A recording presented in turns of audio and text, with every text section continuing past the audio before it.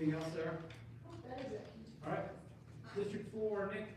I think our biggest conversations were around all these savings that you talked about, more so with the EMAC, and just obviously knowing that process didn't go as smooth as anybody liked. It was an ongoing conversation that started way before this year happened. Really started the year before when we were board class, and then just continued to spiral up to the point like where it just there was 5 and there was 4, and then they were all in the same boat. Really nobody being happy. At the end of the day, like conversations I've had with my new league is, we don't want to hear you because you're really not wanted anyway.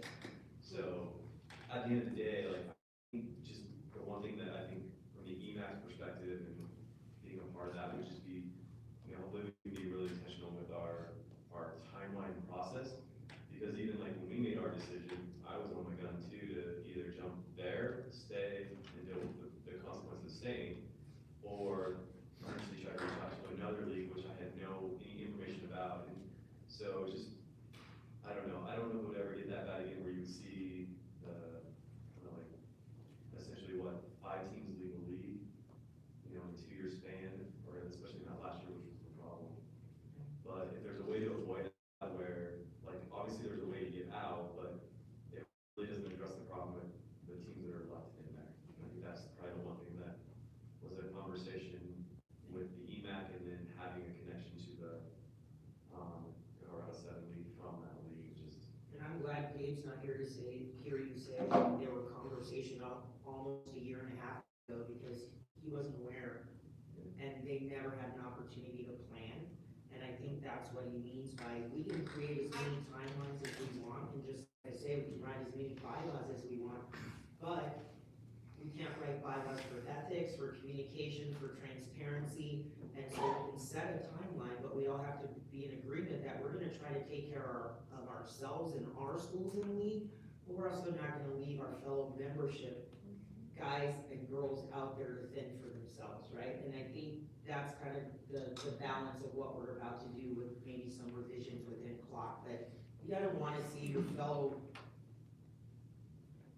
colleagues in your schools, their kids have an opportunity to have diverse schedules and maybe even play outside of their leagues, and that's just where they were. So I agree with you. I think we already talked about some revisions, but we also have to make our membership realize that take care of yourself, but also look to the right and see how we can make sure those kids have the same opportunities.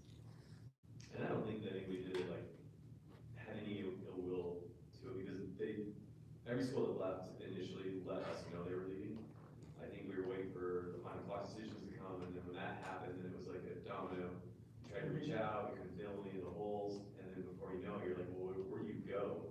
If you stay, there was 14 or 5 team leagues, the same scheduling conflict that was originally there.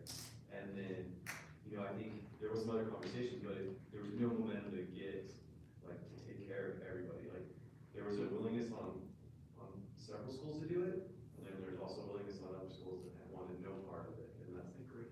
And you were just left in a bad place. So I think that was one.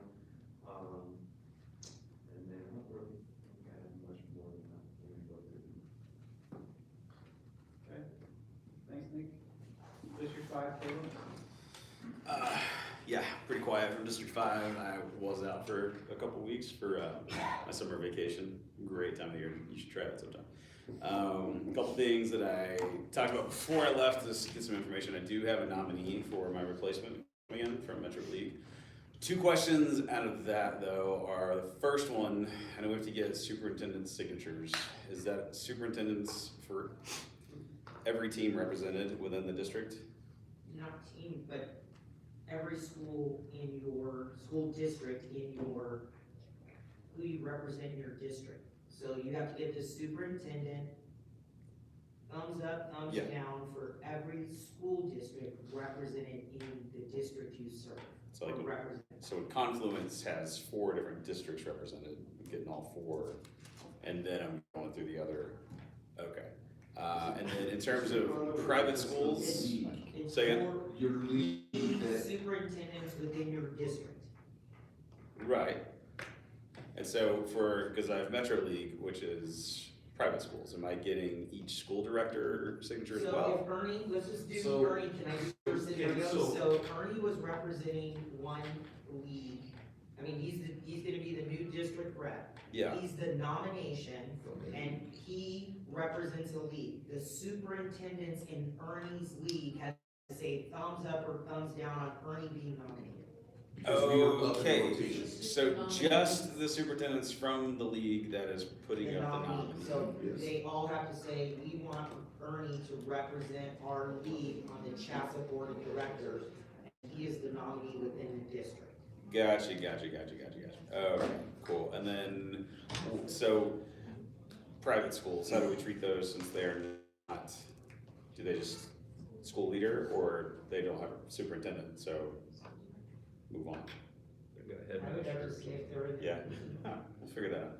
Okay, the other question is, because my district, we are absorbing, the new league, I keep getting confused with Foothills and Front Range, but, the new league that came out of last clock session.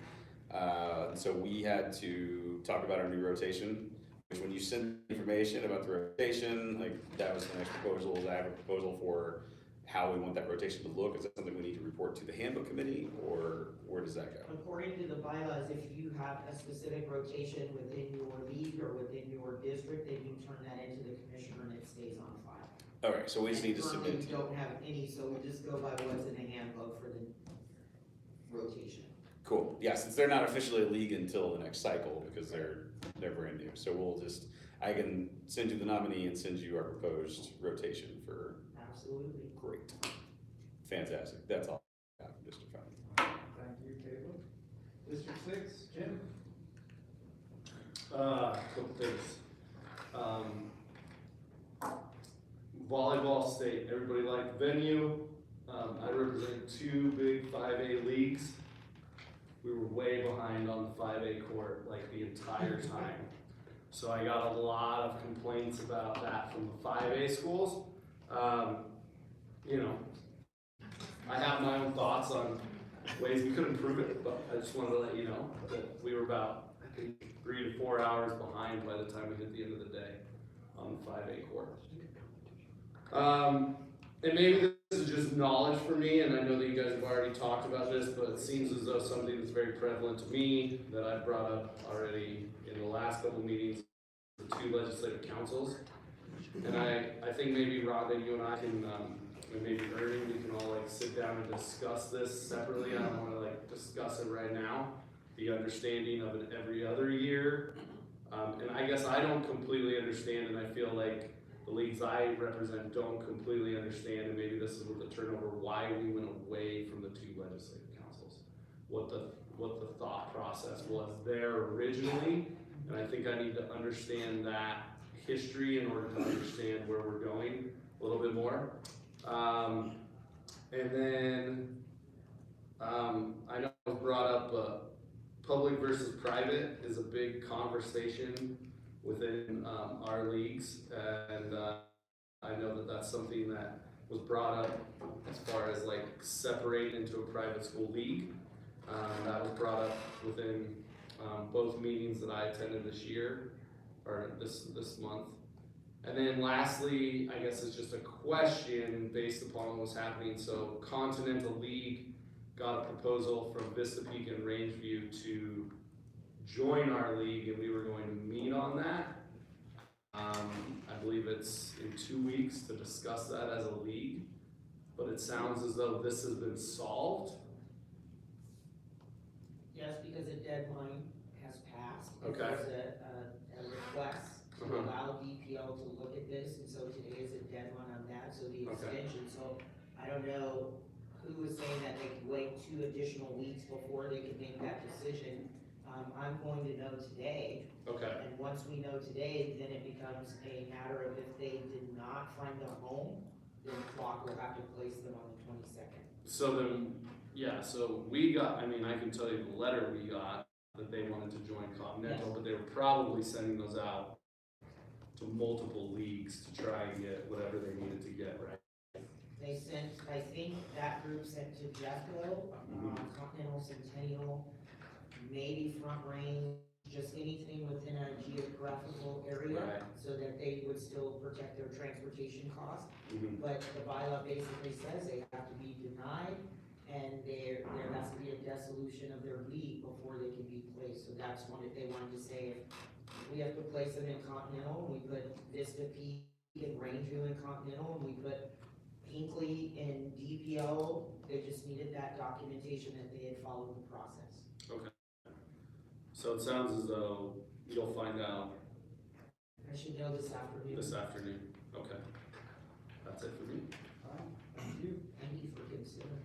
Yes. District 7, best brisket man and. Well, I want to say kudos to Jen, another great gymnastics state tournament, went really well, you did a nice job. Thank you. To be honest, my league didn't have a lot to, or leagues did not have a lot to report to me. Concern over officials, you know, finding officials, making sure we have enough officials, but that's what everybody else is going through too, so, that's pretty much it. Okay. District 8, Tom? First off, I need the, recipe for smoking brisket from District 7, We can take care of that. so off the record, we don't have to worry about it, of course. I think the big thing that was discussed, this is my league and one other league that I joined, was just kind of how assistant classifications in basketball are shaping up leagues, right?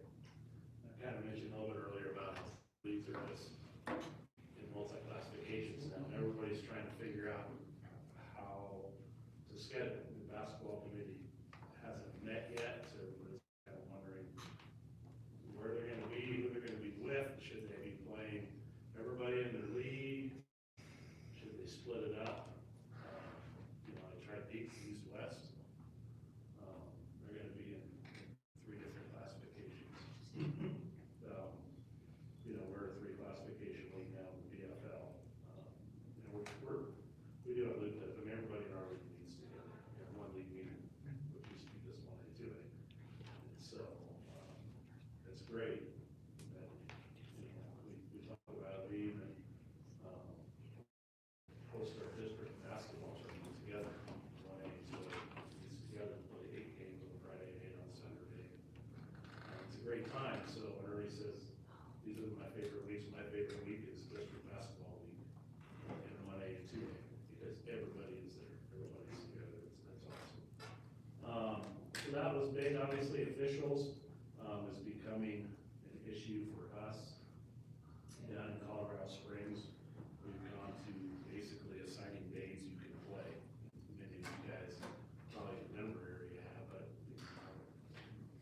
rural areas you haven't, so, that's kind of creating an issue with scheduling, especially when you are a small school in the middle of a metro league and they're telling you you can only play on Monday, Wednesday, Fridays one week, and Tuesday, Thursday, Saturdays the next week, when typically we schedule our games Friday, Saturdays back to back, because of travel, right? My league is not 10 minutes away from me, my league is an hour away from me. And when other schools come into ECA to play, we play 4 games in one night, and it's really hard to do that when you're an hour away and you're doing that on a school night. When you're being told you have to do that on a Tuesday, Wednesday, Thursday night. So games start at 4 o'clock, the last game is scheduled to start at 8:30. You're lucky if you're out of there by 11 o'clock. You have to go to school the next day. So officials, it's a big deal for what we're looking at. So we're trying to look at some creative ways within the 5 or so leagues that are within the Springs area to figure that out.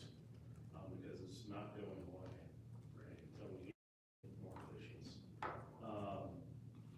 So we talked a lot about that. We didn't talk about this, but I do want to make a comment because I've heard it a couple times about public-private. When you have your discussions, please don't assume that all private schools are the same. Because when you say that all private schools should play up a classification, that's not fair. I'll look at my school. We've been a 1A school. When basketball went to 6 classifications, we're moving up in the 2A, and we're gonna be the second smallest school in 2A. If you're gonna tell me I have to go play 3A in basketball, no way. No way am I gonna be able to do that. Maybe one of my teams could be competitive, but the other one won't. In 2 years, when all my boys graduate, they won't be competitive in 1A. But my girls have a pretty decent, group coming up, so they'll be competitive probably in 2A and 3A.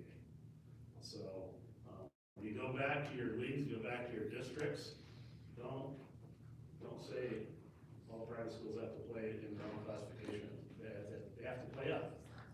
It really hurts some of those smaller schools. All winning, they're not all winning. So, I can understand, it's a big difference when you're talking about boys and girls soccer in 3A, which has been pretty much private schools winning everything. But it's not like that across the board. My girls volleyball team has never been in the state tournament. So, it would hurt us, so. That's all from Mr. Dave. Thanks, Don. District 9, Healthy Kids. I shared my report with everybody. That came from, I probably had 15 to 20 different people, different, not just my league, but around the state, different levels, AD, superintendents, the whole 9 yards. Probably the hot topics, there was a lot of appreciation for the approach to all the COVID and staying out of the way, letting the local jurisdictions handle all that kind of stuff. We're pretty appreciative of that kind of stuff. It makes a big difference for everybody, their kids and all that kind of stuff. A lot of contention around the decision-making process for putting all the football stuff together. Since it hadn't been that way until last year, that was kind of a philosophical switch from going to home sites and just how that actually happened, and if there's more to the story that everybody just doesn't know. With justification, pros, cons, where nobody really knows, so that creates all kinds of conspiracy theories. From a selfish standpoint, that's 30 miles for me, so I'm good to go. But I can go watch them all. We're not in any of them, so I can go watch them all. But most of who I heard from, they were just concerned about how that came about and what went with it. There's some things in here about wrestling, and that's more about if we have to do something different than what we're doing, then we need to find out the pulse of everybody, what they're thinking, where they're at with that, because sometimes if we have to switch venues, you're talking state classifications, you're talking smaller brackets, those kinds of things. So those are substantial changes to what we've kind of been doing. So I think staying at Ball Arena is probably gonna be less painful for everybody than some other things, because that's the status quo, which is changing the status quo creates a lot of uncomfortableness for everybody. Maybe the right word, I don't know if that's even the word. Uncomfortability. Yeah. There's more specific kinds of things, but those were probably the two biggest. Luke and I had a good conversation about that, and some of that, I think the survey, doing that kind of stuff, and at least asking people, giving them a platform for their voices to be heard, I think will be valuable. There's a few that'll be, wanting more than that, but I think the majority of everybody will just be appreciative to have that opportunity to throw in their 2 cents worth.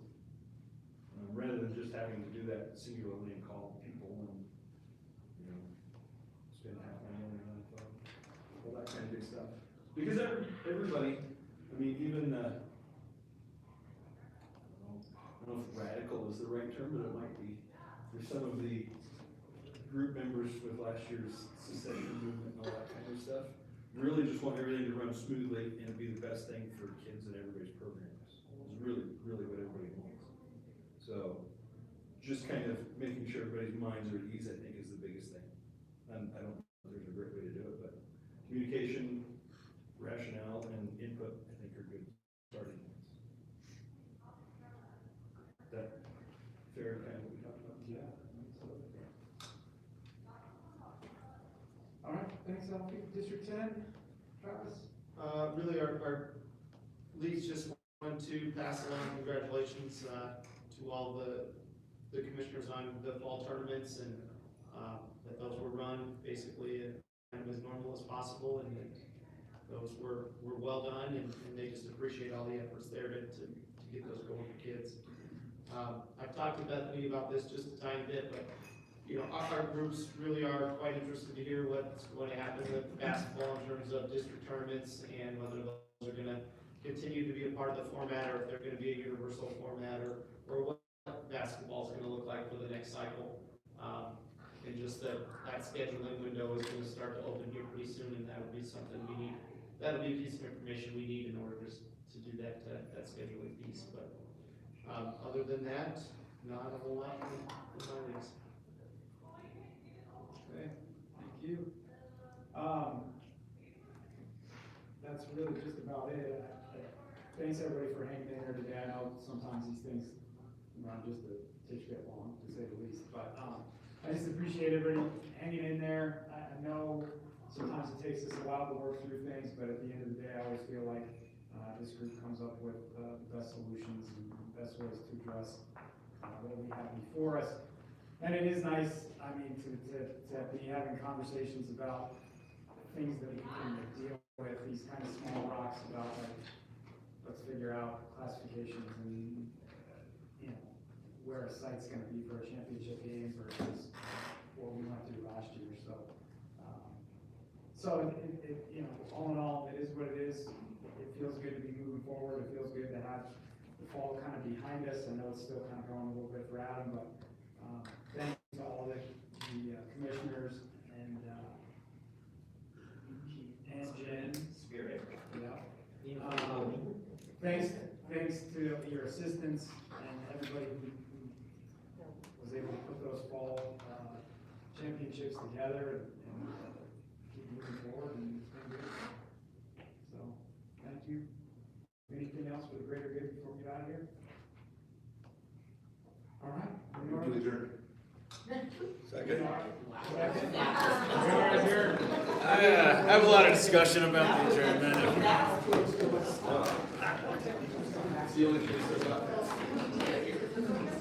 I'd like to quote my favorite book, The Odyssey. Odyssey, not the Odyssey. I like to. Yeah, the postseason format. Hey, drive safe with all that Trooper fan on board, everybody. Come on, everybody falling asleep at the wheel. Easy. Good seeing you all. It could be like workman's Hey, comp Jim. here. Just ringing? Jen, who's this film? Oh, the 50 balloons are celebrating Title IX, 50 years of Title IX. So